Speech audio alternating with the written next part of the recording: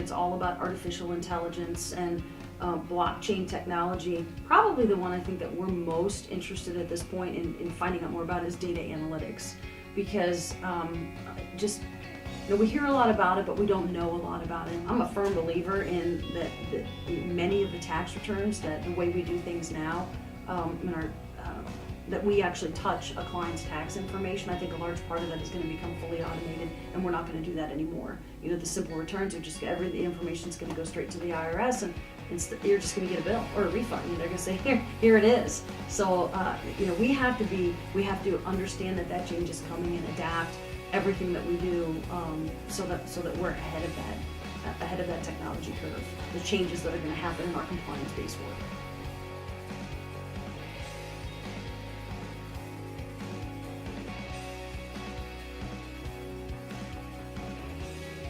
So leading change in an organization is very difficult because you're dealing with a lot of people that have a lot of different backgrounds and they come to the issue with such different perspective. And I've had some failures in this regard, and so I look back on things that I've done in the past and what can I do to have, what did I learn from that? And I think the key word for me is collaboration. But one of the things I've learned in the last few years from some failures is that collaboration and really sitting down and understanding all the pieces of the process that are going to be effective, and then talking to all the people that are married to pieces of the process because of it's just history or many years of doing it, or they just never thought about a change because it's not broken.